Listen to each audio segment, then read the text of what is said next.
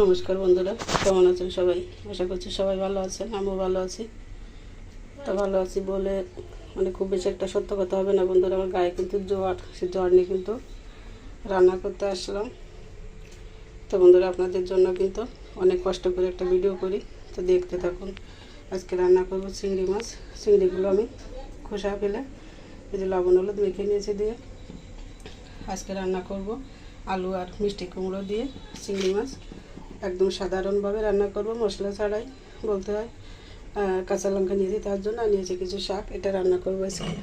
তো কড়াইতে আমি দিয়েছি, চুলা অন করে তেল দিয়ে দিচ্ছি।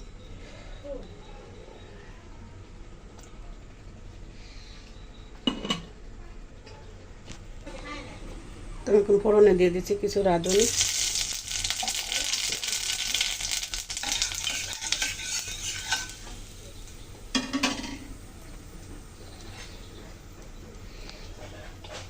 দিয়েছি চিংড়ি মাছ,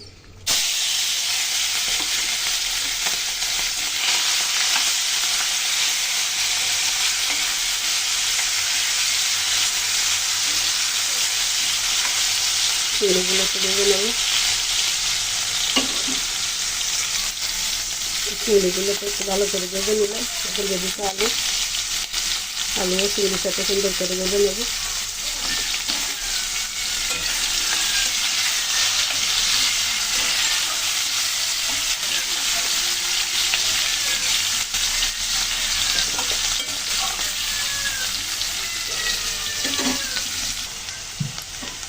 চিংড়ি মাছের সাথে আলুগুলো খুব ভালো লালচে করে ভেজে নিলাম। এখন দিয়ে দিচ্ছি মিষ্টি কুমড়ো,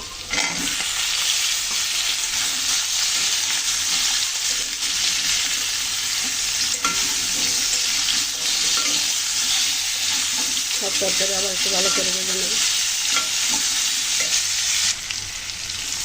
তরকারিতে ভালো করে ভেজে নিলাম চিংড়ি মাছের সাথে।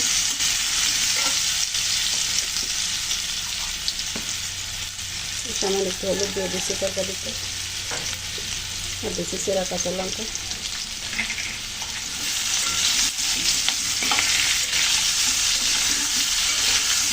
লঙ্কা দিয়ে একটু হালকা নেড়ে ছেড়ে নিয়ে জল দিয়ে দেবো, জলের জন্য জল দিয়ে দেবো।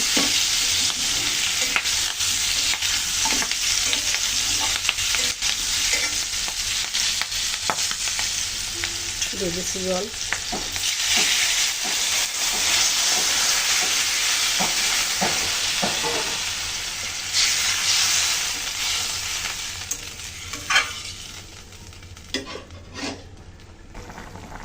তরকারি ফুটতে শুরু করেছে, দিয়ে দিচ্ছি এখন লবণ পরিমাণ মতো, দিচ্ছি 1 চামচ হলুদ।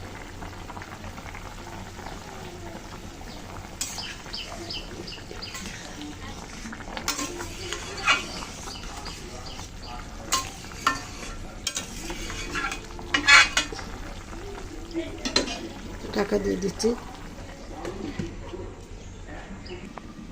ফিরে আসলাম বন্ধুরা, ঢাকনাটা তুলে নিচ্ছি।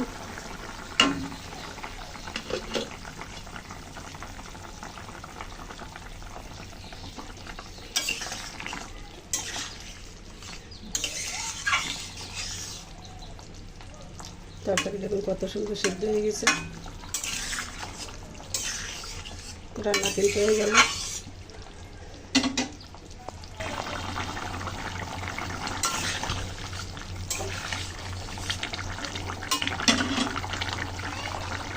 তো সবশেষে দিয়ে দিচ্ছি একটু ভাজা জিরার গুঁড়ি। তো বন্ধুরা, এই হালকাভাবে রান্না করলে কিন্তু তরকারিতে দারুণ একটা স্বাদ আসে। আপনারা এইভাবে একটু করে দেখতে পারেন বাসায়। তো কথা বলতে বলতে রান্না কিন্তু হয়ে গেল, আমি এখন নামিয়ে নেব।